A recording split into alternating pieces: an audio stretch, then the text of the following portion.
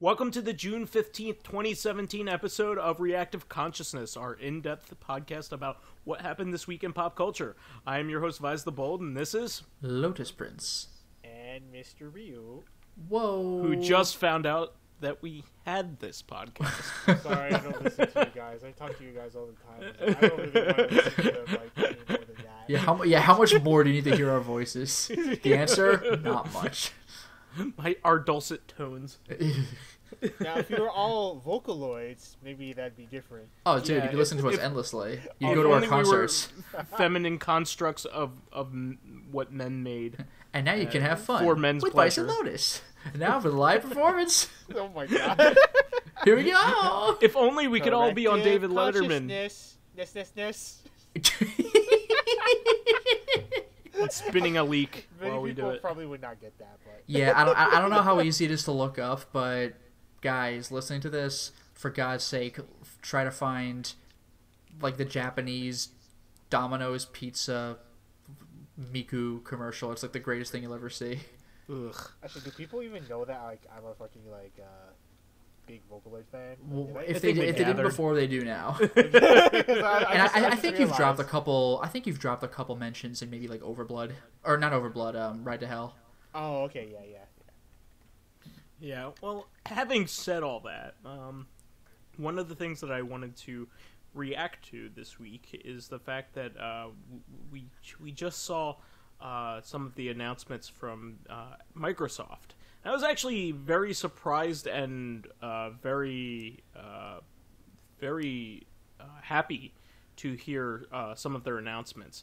Now, probably to all three of us, the Xbox One is definitely the weakest of all of the systems that is out right now, even including, the Switch and the Wii U and everything. Just like the Wii U, dude. Like the Xbox is a damn good system, but if you have a gaming PC, then it's redundant. However, the existence of Xbox Live makes it relevant. Like the Wii U, I like the Wii U's exclusives, but dude, like, no. I'd much rather play the Wii U than the Xbox I mean, One. Xbox One's launch was kind of like, why am I bothering? But like, it picked up. Yeah. Yeah. So I just heard that they're just making a Xbox One X. So Yeah. is the next one going to be like Xbox One, Xbox One? X? Yeah. Actually, by the way, The Zox. you might have noticed that, you might have noticed this already, but Xbox One, O for 1, X. So it spells Xbox. They've gone 360. Yeah. Oh, right. So maybe the next release will be the Xbox One X360. Well, the funny thing is that's still a better name than the Xbox One. Yeah, that Xbox title was X. dumb enough to actually kind of piss me off. It's like, it's the third, and of course there's the Xbone, name that everyone else gave it, but it's like, it's not the fucking, like, I don't know where one comes from. Yeah, me neither. I'm just like, Xbox One is like, what? Like the 360 was kind of confusing, but like one, like I don't know what you're doing at all. It definitely reeks of like corporate logic. That's like the next PlayStation system being called like the PlayStation 2. It's like, wait a minute. It's like PlayStation Roman numeral 2. Yeah, like that X-Men episode where like the numbers just made no sense. Well, it's one of the like it reeks of corporate logic, because I think their idea was that the system was supposed to be an all-in-one entertainment box, which every system always wants to be that. Like the sooner they get away from doing that kind of thing, the better, because like the video game systems should just be video game systems, and maybe a good movie player as well. But no, they don't. Really I need can to be buy everything movie else. player because like, let me just turn on my PS4. Let me just turn on my Xbox. Like, you don't need to break out your separate Blu-ray player. And then just go But- on Netflix. Yeah. Yeah, but the one of the original like really touted functions of the Xbox One was that it was supposed to be there to help you manage your cable box too, and allow you to watch cable TV while you were playing video games and such. But it was one of those things that was barely ever used by people. It's just one of those things. And I would rather use a PS4 for Blu-ray watching any day of the week. So it's just one of those things. I have an Xbox One. I'm the only one out of the three of us that does have an Xbox One. I'm pretty sure I'm the only one out of all of our friends that has an Xbox One. Well, here's a good reason, because like there was a tweet about like the Xbox One X. Yeah. It's just like oh great, it's backward compatible with all 2 games. That's right. Well, actually, I mean, we'll get to this later, but it's apparently compatible with a lot of original Xbox games, which got a lot of people hyped. It's kind of like its own virtual console. Although, real quick, before we get to that, because that's going to be the main topic of discussion, I think, just because Mr. Ryu said a tweet, just going back to the original topic here, the name, the Xbox One X, I saw a tweet that said, like, oh, they got the Nintendo guy, like, who's named the Nintendo consoles to start naming the Xbox consoles now. Like the Wii U. Yeah, these, like, dumbass names that make no sense. The Wii. I mean, when it's explained to you, it makes sense, but you have to have it explained to you. And then, like, the Wii U. And then the 3DS. And then the new 3DS. Are you fucking kidding me? So I want to buy a new 3DS. Oh, okay, they take out a new regular one. No, a new 3DS, but used, please. It's like, what? That reeks of like Japanese naming conventions. Yeah. That new Guilty Gear Accents Core Plus. What? Yeah. It's just like, oh, we're adding a like an American name to signify it being different, Yeah, I mean, the Switch, thank God, like, actually makes sense. I understand. The Switch is a great name. The Switch, it's a great console. All right, there we go, got it. The PS2, it's the second one. The PS3, it's the third one. PS4 Pro, better version of the 4. Like, I understand. Like, this is good. There are actually a lot of people that are preferring to buy games on Switch now because of the way that you can, switch between portable and console mode really easily. I mean, like, that's perfect for games like, Binding of Isaac and Enter the Gungeon and things like that. Especially Binding of Isaac. Yeah, people love that for the Vita until they realize it, like, doesn't really work on the Vita. Oh yeah, you mentioned this earlier. That's actually perfect for Pokken. Did you say that? Or? Yeah, well, no, I didn't say that yet, but it's going to be perfect for a lot of different games. Because like before, to play Pokken in tournament, they had to get like 2 different Wii U's, and that was like a giant pain in the butt. You have to sync it up and everything. The Switch. Wait, in order to play 2-player, you need 2 Wii U's for like to play tournament style. Because like if you play on one Wii U with 2 players, like it slows down to 30 frames per second, and like slows down the game. So, and this was a game that was released at EVO, so, like, wait a minute. You have to get 2 Wii U's per, like, setup.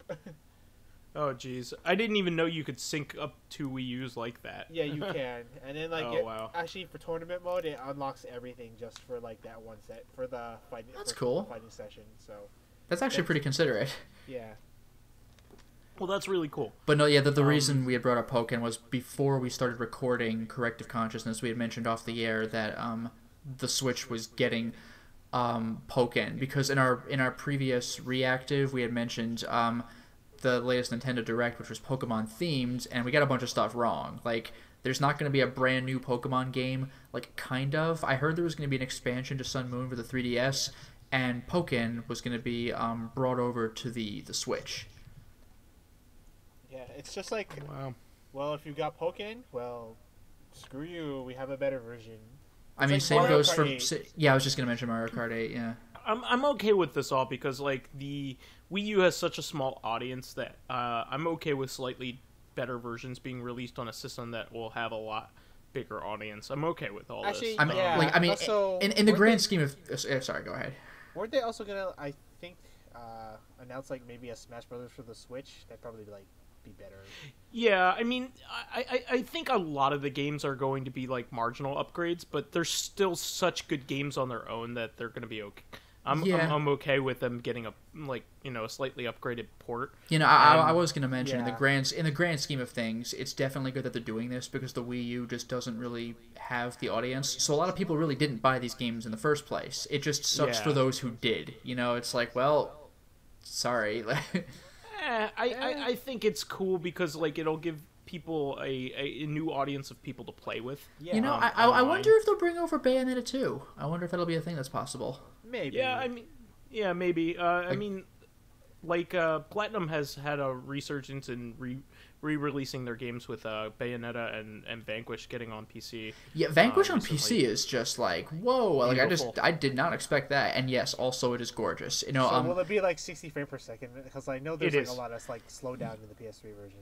No, yeah, I think it is. I've been watching the YouTube user Mike Cobb, the guy who's just the absolute undisputed master of God Hand, and he's also really freaking slick with a lot of technical games like this. He's been playing a really sweet boss in Neo. He's done a lot of Jetstream Sam videos in Metal Gear Rising: Revengeance, and lately he's been putting up just some sweet moves he's been pulling on Vanquish. I couldn't even conceptualize the stuff he's doing. He's got all sorts of backflip, transition to slow-mo, throw a grenade in the air, shoot the grenade so it explodes early and catches everyone it's above. It's this guy's ridiculous at games like this. Yeah, it's super fun to watch. The PC versions of both Bayonetta and Vanquish have been heralded as the best versions of those games. I forgot Bayonetta went to PC. That's right. Yeah, they're both. A lot of people really love the Wii U port of the original Bayonetta. It was a really good port. Yeah, the PS... so much so that it was the best version, pretty much. Yeah, because the Xbox version, the 360 version was, that was the system it was made for. So it functioned, appropriatropriately. But the PS3 was a port and indisputably worse. Yeah, with loading times. Definitely. This was and because... Also, just resolution and stuff like that for the backgrounds. Yeah, they didn't know what to do with Blu-ray technology at the time, so they were like, I don't freaking know. So the PS3 version of Bayonetta, that's the only one that's the one I have because that's the only one I only had a PS3 at the time. So it's PS3 version or nothing, and I played it and I had a good enough time with it. But the other versions are clearly better. Now I got the Wii U version, and the Wii U version's even better than the 360 version. And now the PC version trumps all of the console versions. It's a lot better. That's crazy. It's 60 frames per second all the time.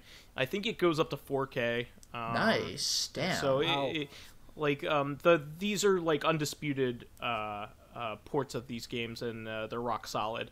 So it's not one of those PC ports that they just throw out. Copy paste. Just to throw out there. Yeah, Ugh. Devil May Cry 3 is awful. Oh, and by the way, Devil May Cry 4 I think is actually pretty gorgeous on PC. Oh yeah, Devil May Cry 4 I heard is by the way, one thing that was a recent release. Relatively, yeah. But one thing to mention, by the way, regarding just a previous mention we'd done on Corrective Consciousness regarding Capcom and Sega love poking fun at themselves and making references. The entire first Bayonetta game is just a love letter to all manner of Sega games. Yeah. Just all even when you're about to do the Space Harrier level, which turns out to be a reference to Space Harrier, when you start it, Bayonetta just does a pose and goes welcome to my fantasy zone. I'm that's a weird thing to say, and it turns out it's Fantasy Zone. Well, no, that's a reference to Space Harrier. Oh, it also is Space Harrier? Well, that's what is at the beginning of the Space Harrier game. It says that. I guess fair enough. I guess to the Fantasy Zone. In that case, I guess that was reference to Fantasy Zone. That shmup, with Oppo, I think. What was that like? Well, Fantasy Zone and Space Harrier take place in the same universe. Oh. Okay, there we go. But yeah, the beginning of Space Harrier, when you start it up, it says, welcome to the Fantasy Zone. Oh, and by the way, I think Mike Cobb, the same YouTuber, also had a video of that Space Harrier level, because apparently if you get every single ring, I think it was, and don't get hit... Oh, no, it wasn't rings. I think it was if you beat the whole thing without getting hit and you kill every single enemy, it's been said that you get 1 million rings, or 1 million currency. I think it was rings. Halos, yeah. Halos, and I don't know how many people actually did it. And Mike Cobb recorded it. It's nope, yep, got 1 million. And everyone's Jesus, how are you this good? And also, wow, that's a real thing. That's awesome. Yeah. Well, I also love that the second game, Bayonetta 2, is a love letter to Nintendo games. That's so wonderful. Honestly, really funny. Didn't it have like a lot of like Nintendo costumes and stuff? Oh yeah. Well, they added Nintendo costumes to the first game. Did they really? Yeah. That's one of the things that they did for that version of the first game is they added like a Link costume. So she has like she shows up as Link, and all the currency turns into rupees. That's and great. Makes rupee sounds. I hope that they make a Bayonetta 3 and it's a love letter to like some other company. They just keep doing that. To Microsoft. Well, yeah, I'm kind of hoping for Microsoft, or like I'll happily take like the other stuff that's crossed over, like Namco or something. Like that'd be freaking sweet. Yeah. It would be cool. It's just like that series that is like a love letter to other series. Yeah, dude, that'd be freaking amazing. Like I would love that. And like, what a weird pattern to have. Well, having said all this, I did want to transition into my original thought in bringing this up. So, one of the things that the Xbox One is great at, it is not exclusives. There are very few that are exclusive just to that platform. There are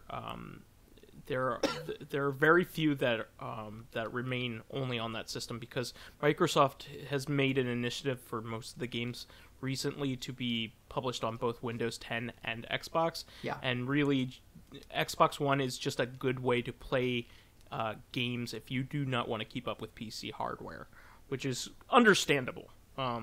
So it's just a really good way to play some really beautiful looking games like Forza and things like that. But one of the things that the Xbox One does best is that it's backwards compatible with the Xbox 360, whereas the PlayStation 4 is not backwards compatible with any of the PlayStation stuff. There are some games that they've ported to PS4, to be better looking and things like that. And there's even some PS2 games that have been ported to PS4. Yeah, Dark Cloud. Yeah, but they're very few and far in between. But they're not backwards compatible in the slightest. They're ports. But the Xbox One, Xbox 360 games on Xbox One have by and large been fantastic. They've been really great emulations of the original games to the point where you don't even want to play them on original hardware anymore, which was not the case with the Xbox 360 when they went backwards compatible with the original Xbox games.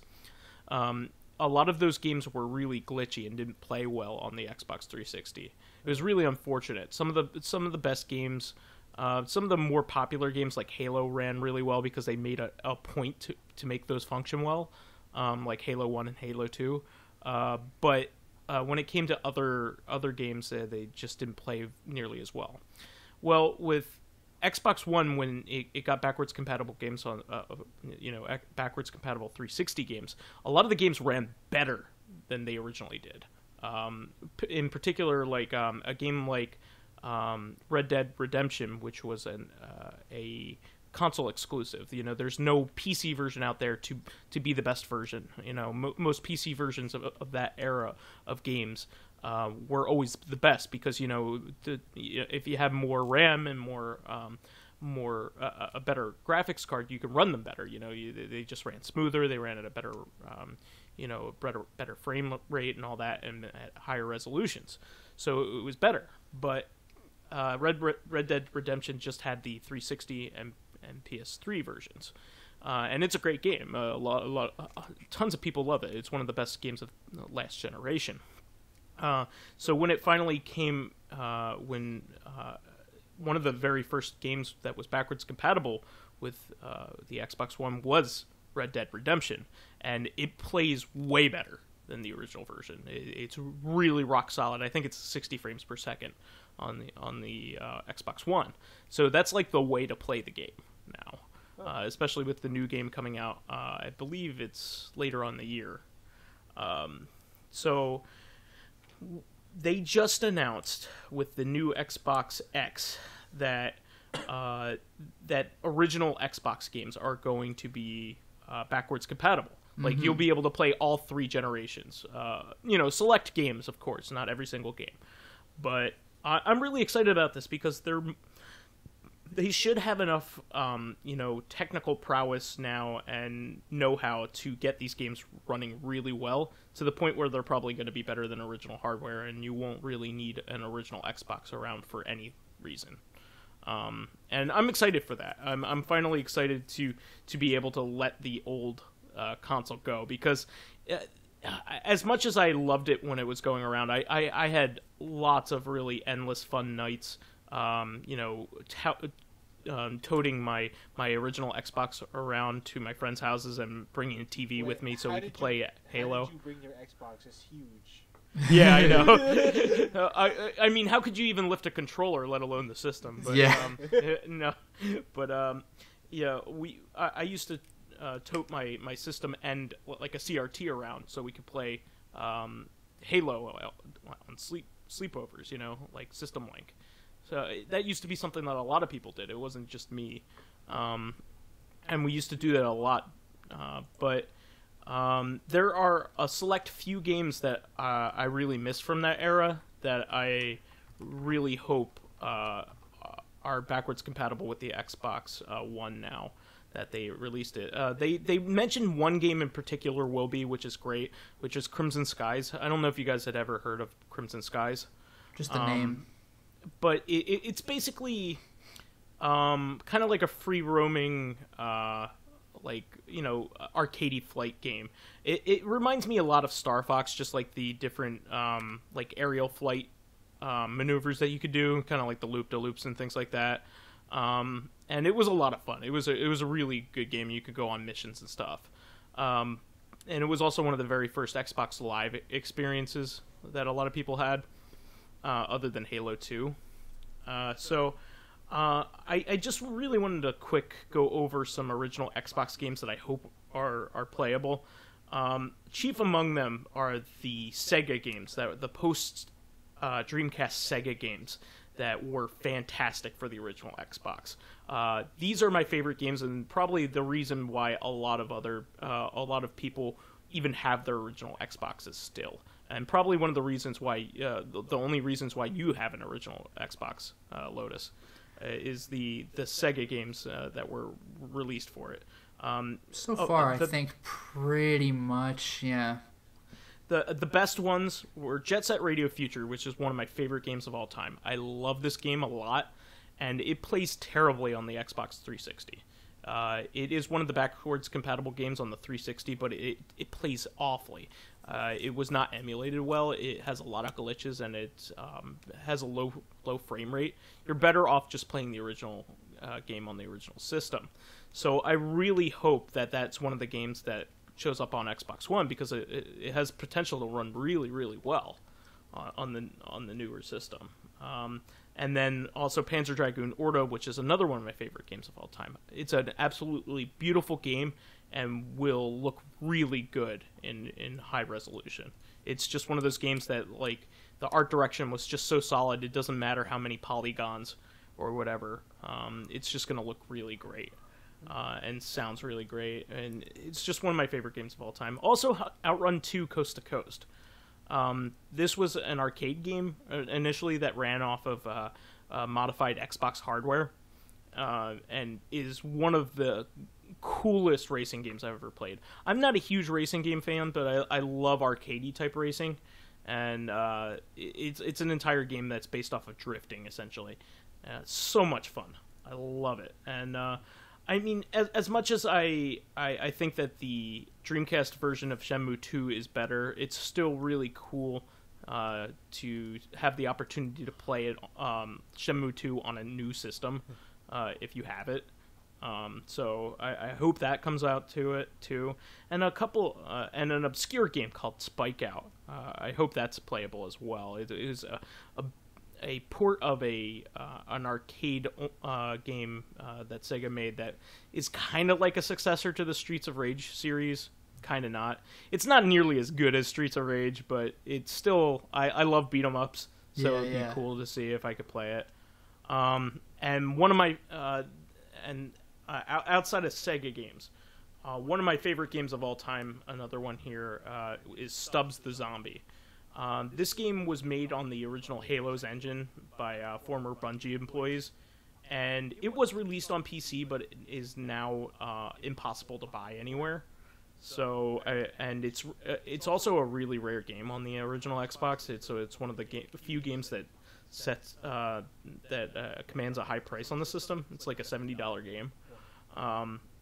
It's a really fantastic game where you play as the zombie, which is a rarity, and it's a really funny game. And kind of like a play on our question from Corrective earlier this week. One of the coolest things about this game is that you start off as the only zombie, but then you start taking over a town, and you have a horde that you helped spawn that is exponentially growing because the horde is also creating more zombies as it's going along. So you have this like horde of zombies that's growing because you're at the center of it. It's just really great feeling towards the end of the game where you're taking over an entire city, and it's all getting infected because of you. It's so much fun. It's a really fun experience. I also love the Burnout games, and Burnout 3 was the best on the Xbox, the original Xbox. Burnout 3 and Burnout Revenge were just like insane. Like those really games great. Were way over the top. Those were great. Revenge was on the 360, so I picked out Burnout 3. Oh, that's right. Okay. I picked Burnout 3 to be the one to talk about because they're both fantastic. I really couldn't pick one over the other. Some people like 3 the best out of the entire series. But I love Revenge too. So yeah, 3 was really good.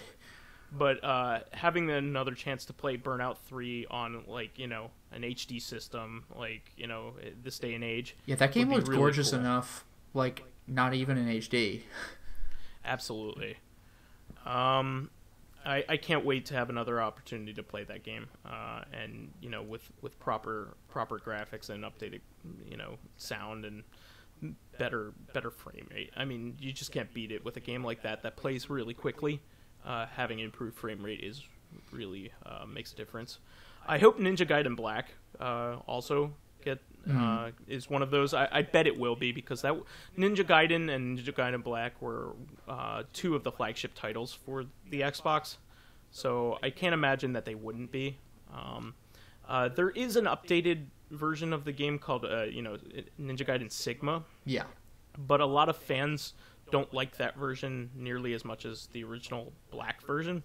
Black is like the updated version of the original game, so Black is the way to go. It's like the hardcore, like special edition hard mode of Ninja Gaiden. What's Sigma? Yeah, I was about to ask. Yeah, what do people not like as much about Sigma?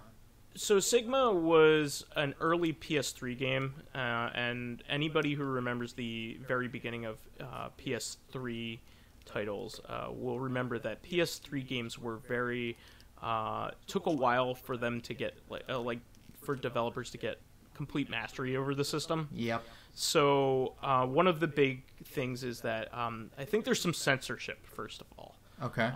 They added some content which is cool but unnecessary. They allowed you to play as the girl, Rachel, I think. Okay. So that part's cool. Extra content is always cool. But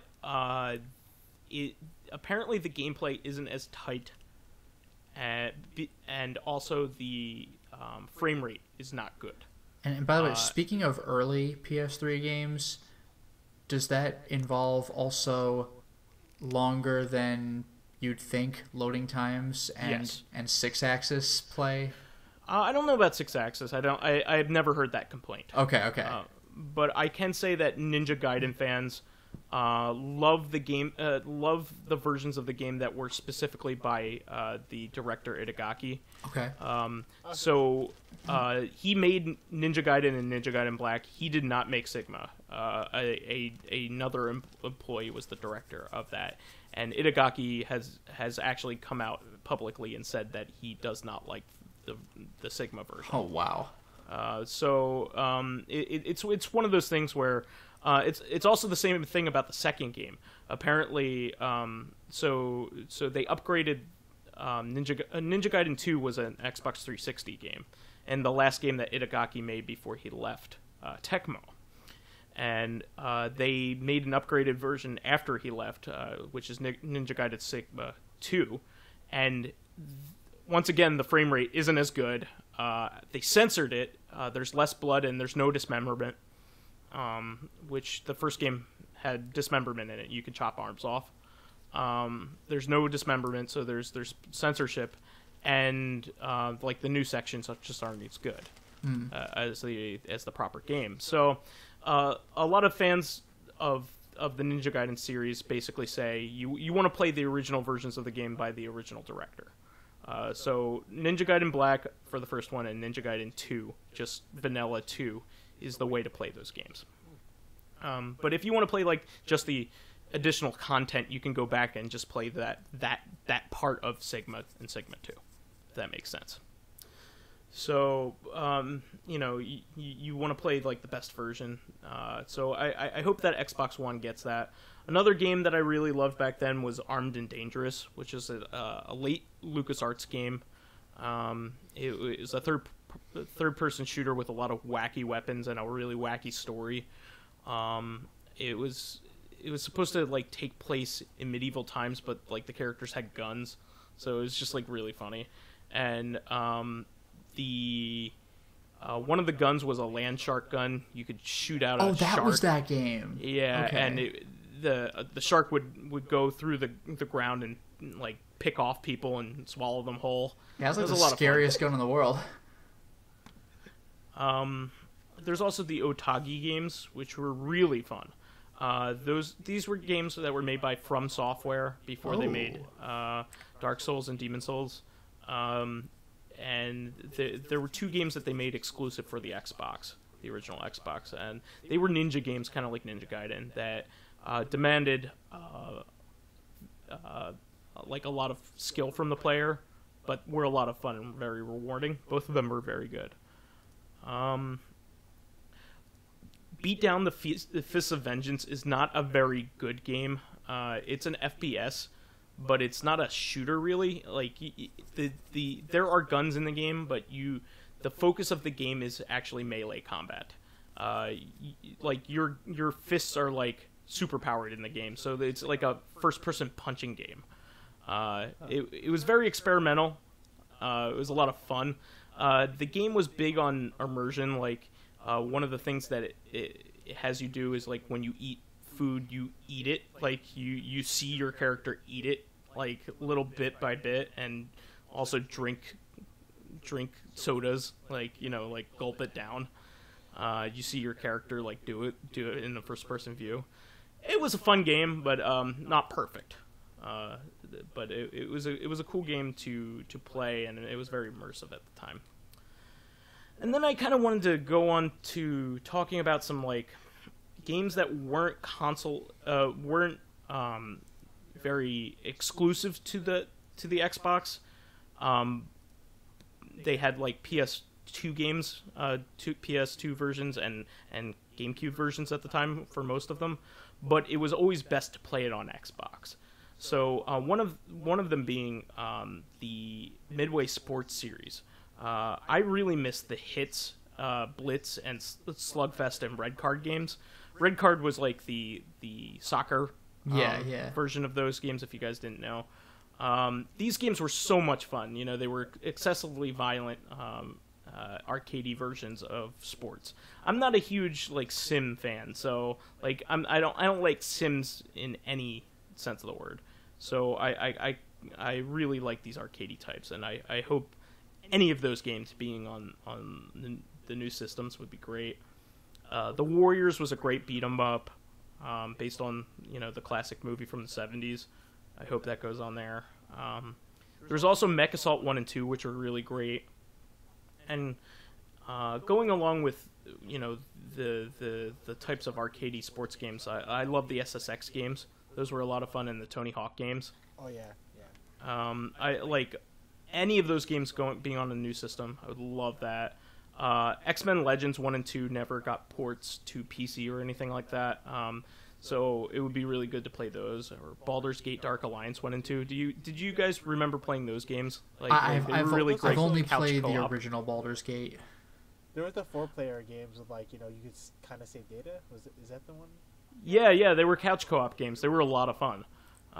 There was also the Champions of Norath that came out around those times, but those were PS2 games. And let me see here. Oh no, I was talking about Breakdown. Beatdown Fist of Vengeance was actually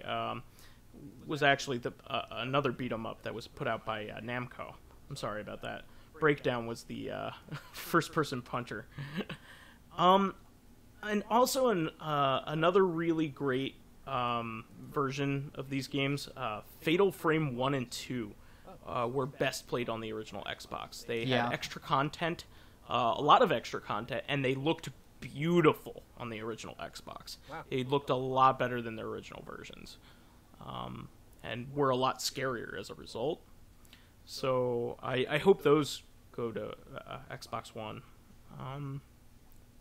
And a couple last ones. The Evil Dead games are not very good. The Fistful, Boomstick, and Regeneration, but they're fun, and I just like Evil Dead stuff, so I kind of selfishly kind of want those. And I don't know if you guys ever played this back in the day, but Incredible Hulk,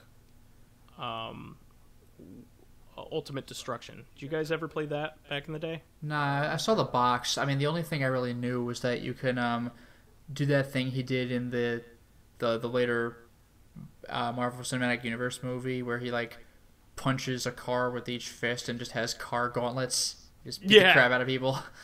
Yeah, so you can do a lot of cool things. Like you could flatten a bus and kind of ride it like a skateboard.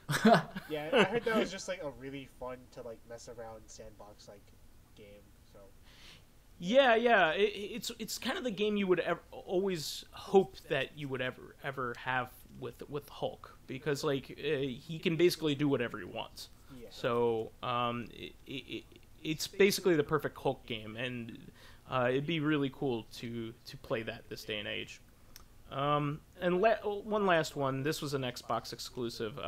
Conquer Live and Reloaded. Yeah. The original Conquer was brought to Xbox One via the Rare Replay collection, and it's a really great version of that. It's up-resed and has great controls and is really good. I think that the Conquer Live and Reloaded remake is better. A lot of other people disagree with me because it does have censorship in it. But the censorship in it is minor. It just bleeps out curse words in the Great Mighty Pooh song. And I don't know, sometimes when you bleep out words like that, it makes it funnier to me. Kind of like in the original South Park. No, I mean it can, episodes. But my problem is that it's a song. It's really disruptive. Yeah, I guess. But that's the only reason to dislike it. I mean, it's an absolutely beautiful game. Yeah, the fur, they put a lot of effort into that. Yeah, the surroundings are all great, and the voice acting's even better. If you ask me, it's clearer. Oh, nice. So I think that version deserves some attention. So I would love to play it again. So I don't know what you guys are thinking about these games. I mean, a lot of them are underpowered games by today's standard. Why would some people want to go back to them? But I think there's some real. Well, the thing gems. is, some people might want to go back to them, but remember that a lot of these people who might be getting an Xbox One X did not grow up with these and may want to try them out, which is also nice. It's like the Wii Virtual Console. All of a sudden, all these original Nintendo games are becoming relevant in an age where you wouldn't expect them to. Oh yeah, that's good. I actually think it's really surprising because a lot of the they're going back and they're putting effort into games that are over 10 years old at this point. Yeah. These were games that came out when we were in high school. And not to mention, maybe people do want to go back to their games, but maybe they sold their Xbox, and all of a sudden it's oh, wait a minute, I can still play these and on new hardware with HDMI hookups because I don't have a TV that can accept the original Xbox anymore. Yes, please.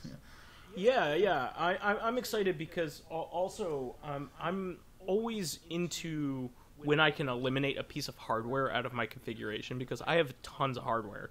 I have so many systems, and if this is a definitive way to play these games, I will be happy to cast aside my old system, to play them this way. And apparently, they're allowing you to use your original discs. That's pretty sweet. So you don't have to buy like new updated versions of these games. Like they probably will have them on the marketplace where you could buy original Xbox games. I can't imagine they wouldn't have it that way, because what's the point of doing this if you can't make money off of it?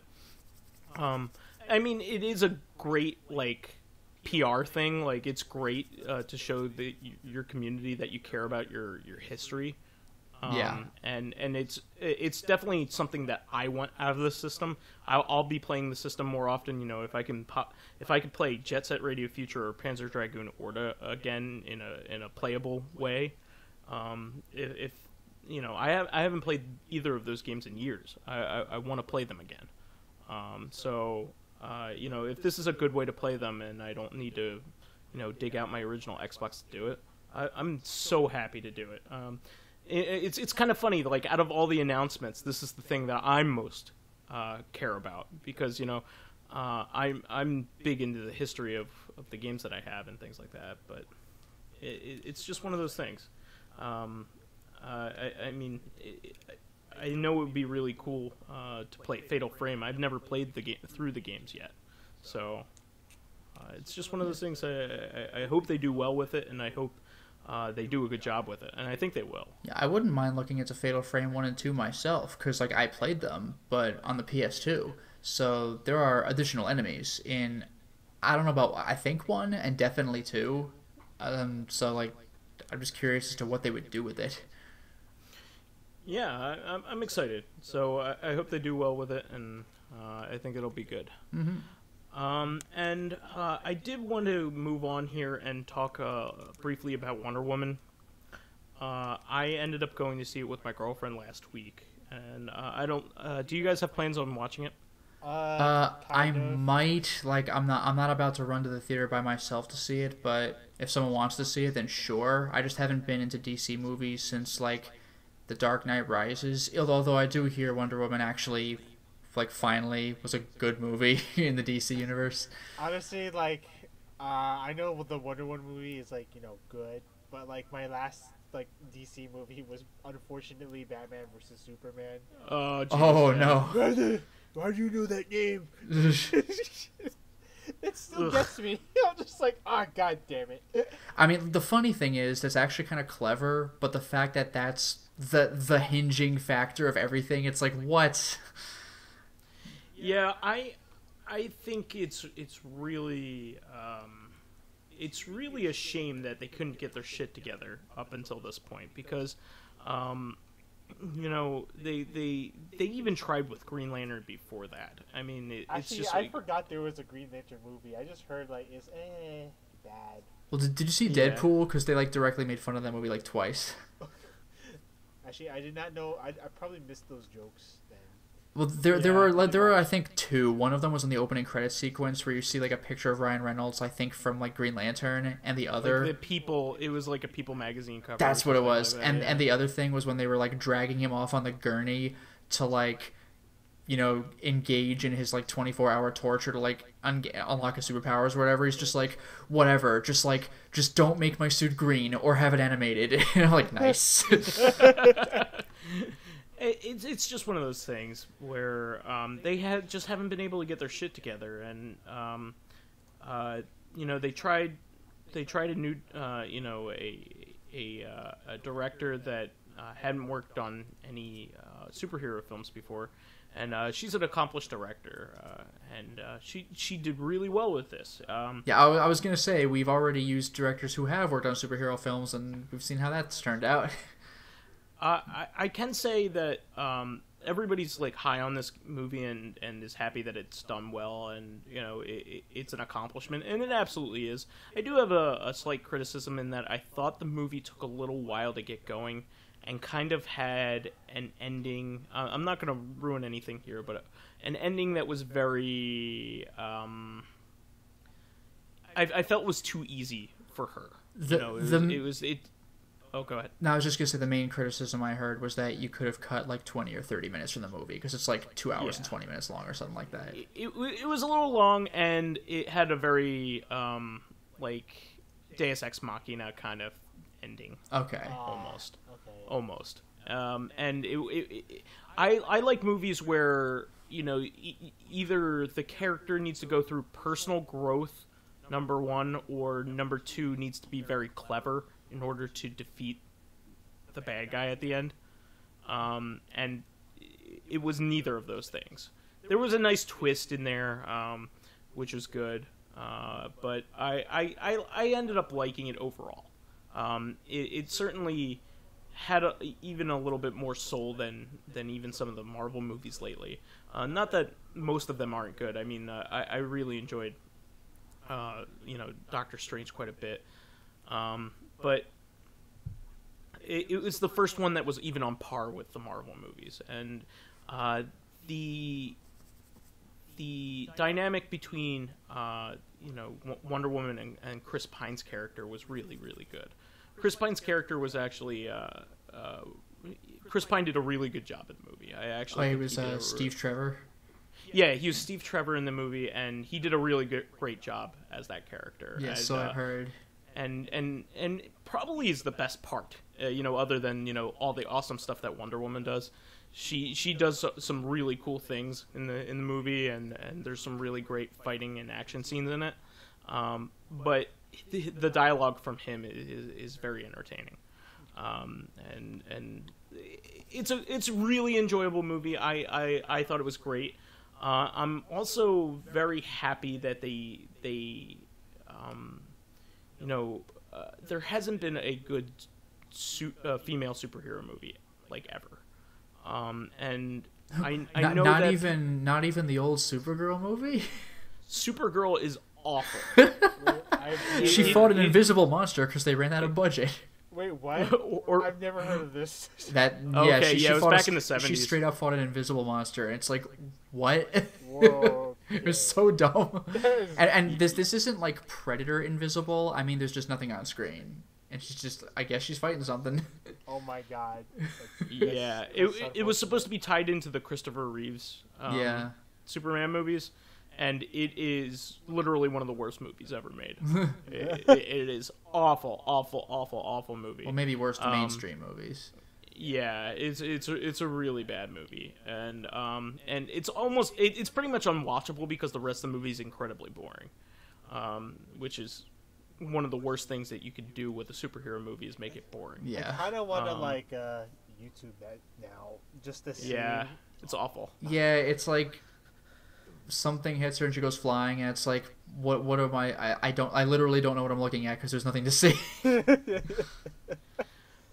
But I mean, it's kind of funny, somebody brought it up. It's just like, I know everybody's hinging on this to be a great, feminist movie, but, and can pave the way for other, feminist movies. But it's a shame that we even have to need it to be this good in order for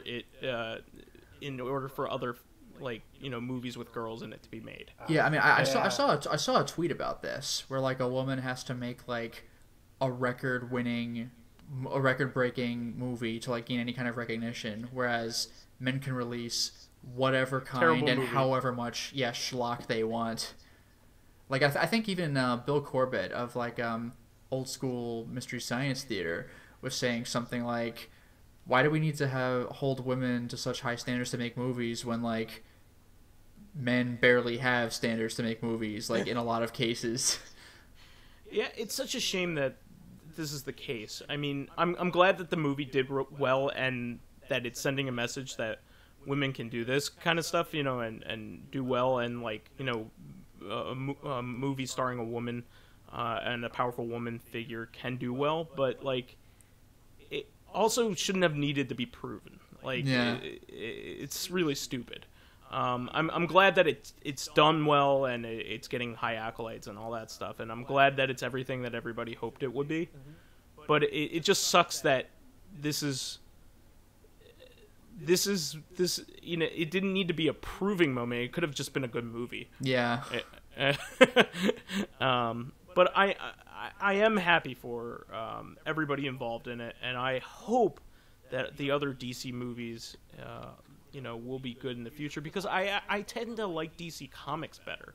Yeah. But the Marvel movies have been produced so well that you have to pick them over. Not only that, but the Marvel movies remember that they are comic book movies. Because, like, Batman is grimdark, I understand this, but DC movies are trying to be Batman movies even when they're not. And I don't mean Batman versus Superman, because, like, okay, let's fudge that, Batman's in that movie. But I mean, like, Man of Steel was, like, kind of dark as well. And it's like, dude, it's freaking Superman. Like, he's the most, like, haha, I'm here to save the day kind of superhero Dudley there Do-Right. is. Yeah, totally.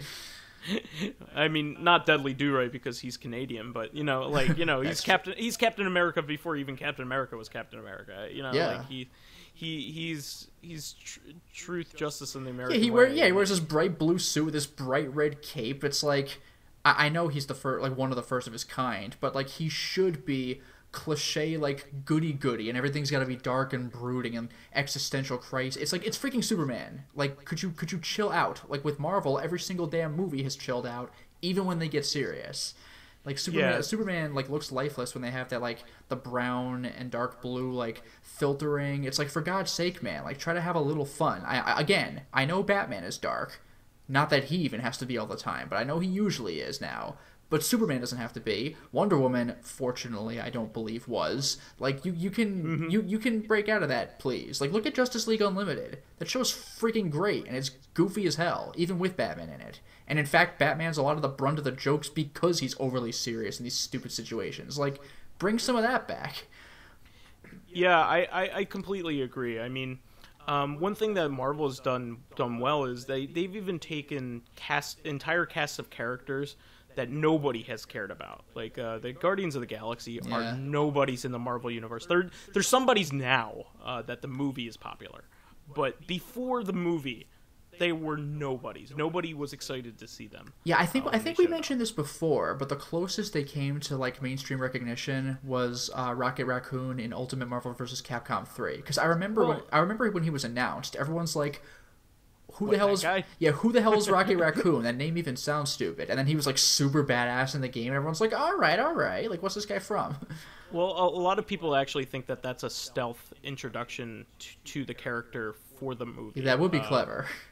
Because that's right when, pretty much at the very beginning of Disney owning Marvel. Mm-hmm. So a lot of people think that he was included on purpose to kind of tease the movie. That's a decent idea.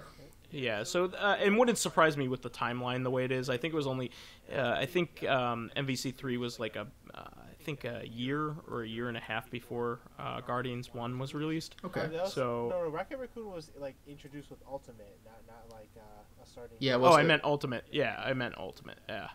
So, yeah, I think I'm very, very much certain that Disney did that on purpose as kind of like, maybe this might be something that might pop up later. Yeah. Kind of thing. But they took the Guardians, Ant-Man, and Doctor Strange. These are three movies that have no right being entertaining. Yeah, Doctor Strange was like a psychedelic trip from, like, the 70s. I mean, these Ant-Man. How do you make a good movie out of Ant-Man? And all three of those movies are very entertaining. Yeah. I would say that they're not even close to being the worst Marvel movies, and probably the worst Marvel movie. Like Thor 2. Thor 1. I don't like Thor. I like Thor 2 better than I like Thor 1. I actually liked Thor 1. I know it's the weaker of the movies that came out around that time. Like, if you had to choose among Captain America, Iron Man, Hulk, and Thor, like, Thor would probably be last. But I liked the Thor movie. But Thor 2 was just, like, it was just so generic. Like, there are darkness bad guys of darkness, and they're coming to Earth to spread darkness. And I'm like, whatever. I mean, Avengers 2 is probably my least favorite. That I haven't seen, but I hear it's like, Yeah, it's probably my least favorite. It's not even close to being a bad movie, though. That's the thing. Right. Like all of the Marvel movies are never bad. At most, they are less entertaining than others. Captain America has probably been the best series, sub-series out of the bunch of them. 1 and 2 were really good. 1 was fantastic. 3's even better. 3's great. I mean, Civil War's great. Civil War. By the way, this is starting to stray a little bit, but I forgot if I mentioned this on the cast or not, but like my dad read the Thor, like my dad collected the Thor comics back in the day. Like he hasn't done that in a long time, but like, you know, I was a Spider-Man guy, he was a Thor guy. And he had mentioned, like, you remember that scene in Avengers 2 where it's like, whoever can hold the hammer is worthy of ruling Asgard, and Thor's just having fun watching the people try and fail to lift it, and Captain America moves a little bit because he's super noble, and it's like, whoa, really? Like, well, my dad had mentioned, do you remember the final, well, not the final, but like the big bad kind of the first Thor movie, the Destroyer, that giant, like, hulking suit of armor that's just, like, wrecking that town? My dad... Hulkbuster armor? No, not a Hulkbuster. I mean, in the first Thor movie, like the Destroyer, the guy who attacks that small town. And smacks Thor when he's in human form. My dad had mentioned that in the comics, the Destroyer was so stupidly strong that through sheer brute force, he was able to lift up Thor's hammer. And it's like, what the fuck? Like, I wish the movie had done that just to blow people's minds. Like, that's ridiculous. Yeah, they haven't done... Like, the Hulk couldn't lift that. Like, they haven't done a moment where anybody else has been able to lift the hammer quite yet. Yeah. So, like, that would have been so cool to see. Just, like, what? Like, that would have been amazing. I'm actually really excited for Thor 3. Even though the Thor series is my least favorite sub-series of the Marvel movies. Yeah. But the new one looks great, and he's, of course, going to face off against Hulk, which I can't wait to watch whatever they're going to do with that. But... I think they're kind of embracing the fact that, you know, how metal Thor could be, you know. I mean, he's a Norse god. Like, there's the genre of music called Viking metal. Yeah, I think they're going to embrace, you know, fucking rainbows and, like, you know, galloping armor and like Valkyries and everything. Yeah, it's just like badass shit. I mean, it's Ragnarok. Constantly. Like, God knows what's gonna happen. I mean, in the mythological. Good choice of words. Yeah, right. Gods know what's gonna happen. But like in the mythological Ragnarok, like everything in Norse mythology is so over the top badass. It's just fun. Like there was Jormungandr, the giant snake that like was so long it circled the world like several times, and you know Thor fought it to the death and he actually killed it, but then Thor himself died because he drowned in Jormungandr's blood. Like, god damn, like that's like the most badass way you could possibly go out, drowning in your enemy's blood. Like, are you kidding me? Like, it's wow, that must have been real because you can't make that shit up. Getting back to DC here, you have three mediocre to bad movies. You have Superman, Man of Steel, which was the best out of the three original movies. Then you have Batman v Superman, which is bad, and Suicide Squad, which is not good either. Yeah, I heard Suicide Squad was like it could have been good, but it like just suffered editing hell. Well, I think that was actually the problem with Batman v Superman too. I think I they heard were the director's directed cut was well. better. They were directed well and they were acted well, but they suffered in the editing room. I mean, you have essentially a movie that should have been two movies. That's really what should have happened there. And what it would have been better for them if they had. Why not split it up, kind of like they did with the last Harry Potter movie? Just make two movies. I mean, they had enough footage. And like why not? What pissed me off on principle was like shoehorning Doomsday into it, just because like Doomsday was a 4-part comic book series by himself with like nothing but Doomsday fighting other things. Like Batman vs Superman was its own, not comic book, but like long Frank Miller story. Like that was its own thing. Like that. What are you doing having Doomsday be like a last minute like also we got this guy kind of villain? Like that's terrible. And Suicide Squad is one of those movies that I think plays on the fact that they know that people really like tropes rather than actual good writing. Yeah. Like they love seeing like cool things that remind them of other cool things. Yeah. Like people like that, but they also they like that, but like they want more in a they're 2-hour movie. By it. They're not fooled by it for too long. Yeah. You know what I mean? Like they need substance to go along with it, and that was the problem with that movie. Is there's all kinds of shit going on that looks cool, but there's nothing behind any of it. Welcome to X-Men 3: The Last Stand, where like every fight had like a really cool move. This isn't tropes, but like every fight had like a particularly cool move to finish it off. But every fight was also like a minute and a half long, and like didn't matter. Like it was like, now for the next one. Like, all right. It's kind of like people that say that they love before Skyward or before Breath of the Wild. People were like, "Oh, I love the story in Zelda." It's like there's not much story going on in Zelda. Yeah, save the princess, get the MacGuffin crystals from Final Fantasy. Like there are tropes going on. There are things that remind you of your childhood and playing earlier games. Yeah. Oh, the Master Sword. It reminds me of that other time I got the Master Sword. You like the style of what's going on, and you like that things carry over, and there are themes that carry over, and you like these things, and you love the gameplay. It's a tale of souls and swords, eternally retold. But there was never really much story, and until the most recent game, which actually has a good story. Well, didn't Skyward Sword try to push story? It does. It does. Skyward Sword is the one that does the best job at telling a story. Yes. Wind Waker was pretty good at it, decent at it too. Wind Waker got started. There are characters whose names I remember. Okay. Twilight Princess also, got started. But a little bit. Skyward Sword had the most engrossing story out of all the games before then, and then Breath of the Wild has the best story out of any Zelda game. By far. It has actual character development and complex, human issues, going on in it. And so, Suicide Squad's the exact opposite. It's just like, oh, these things that look cool. I like Harley Quinn, so people will go see this because, she's in it and being, stylish. Yeah, saying Mr. J, that's neat. The thing she said on the TV show. It's like Sucker Punch, another one of Bryan Singer's movie, or Zack Snyder's movies. Snyder, yeah. He made Sucker Punch. It looks like it's cool. But the trailers were like the greatest thing I've ever seen in my life, and then it turns out there's just no movie. But there's nothing going on in it. There's no substance behind anything. You're watching something that looks cool because it looks cool. Yeah. And that's it. So I really want to hit home that I think they're learning that if they keep doing this thing, they will bottom out every single time. Like people are not that stupid to continually fall for the same trick every single time.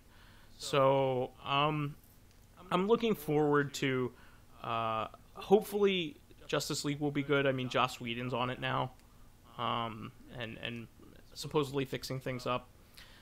My big wonder with this whole thing, and also Jeff Johns is helming the whole thing now, and he's the guy who helmed the DC comic books. Okay. So hopefully there's some direction behind everything now. But what really gets me about this is that they know how to do it right. The TV shows, the DC TV shows, have been better than the Marvel TV shows. Yeah. Until maybe recently. The Flash TV show and the Supergirl TV show and Arrow, all three of them are very good. And they're not part of the DC cinematic universe for whatever reason. Doesn't make any sense. I why did you make two separate universes when people are already engaged? Well, Marvel. It might be just stupid rights issues. Like Marvel has 3 universes. There's the Marvel, there's the Sony, and there's the Fox. We actually have Scarlet Witch and Quicksilver, 2 different versions of them, like in X-Men and Avengers. And it's like, this is dumb as hell. Yeah, but these are all Warner Brothers. These are all Warner Brothers. All these movies and all these TV shows are Warner Brothers. Like they're all made, produced by Warner Brothers. I mean, which owns DC. They shouldn't have any issue. Yeah. It's just for whatever reason they don't want to use the television actors in the cinematic universe for whatever reason. I'm not entirely sure why. And that's a shame because people love the Flash TV show. I've never seen it, but people love it. They really like it. You know, Mark Hamill as Captain Cold, or he's the Trickster in it, I think, or something. Well, I know he voiced the Trickster in the cartoon. He's either the Trickster or he's Captain Cold. I think he's Captain Cold. I don't know. He's one of the two. But you know, it's great. You know that they can get people involved in this in the DC universe, but they can't make the movies good. You know. Yeah. But I'm glad that this shows that they can be good and that they're working on it. So that's pretty much all I have to say about that. But I know we've gone on in length about these things, but I look forward to the rest of it. I don't know if you guys have any more input on it. Not particularly. Okay. Well, then that's the show for this week. Remember to subscribe to Corrective Consciousness YouTube and SoundCloud pages. While there, please give us thumbs up, likes, and 5-star ratings on iTunes. It helps us promote the show and spread awareness, and any bit of encouragement helps us keep the show going. You can also catch us on Tuesday for our sister podcast, Corrective Consciousness, the podcast about our lives in pop culture. Finally, you can friend me as VyseTheBold, VyseTheBold, on Steam, PSN, Xbox Live, and Twitter. And you can follow me on my YouTube channel, Lotus Prince. You can hit me up on Twitter at Lotus Prince, all one word. And if you would like to see some of my videos early, get in on exclusive streams, or perhaps choose the next Let's Play I do, then maybe drop by my Patreon at patreon.com/LotusPrince. Once again, one word. He only accepts Kingdom Hearts money. Yeah, M-U-N-N-Y, please. Or perhaps Zenny. I'll also accept Zenny. Like, which kind of Zenny? Z-E-N-N-Y or Z-E-N-I? I don't even know about that. Yeah, is there other Zenny? I think that was like Zenny in like Dragon Ball, but Oh god. Oh, as opposed to like Mega Man? yeah. Okay. Yeah, Oof. because like Mega Man Legends had Zenny, but Yeah. also Zenny was in early Capcom arcade games as And well. also, like wasn't Breath and Fire? I think Forgotten Breath Worlds. And Fire had that. I'll take Zork mids. or Fight Money. Also, even though I practically had no presence in this episode, if you want, you can add me on Steam or PSN as Mr. Ryu45. So it's MR_Ryu45. Oh man, he had a change of heart since last episode. Yeah. Whoa. All right, guys. Well, we will catch you on Tuesday on Corrective. Have a great week. Until next time, everyone.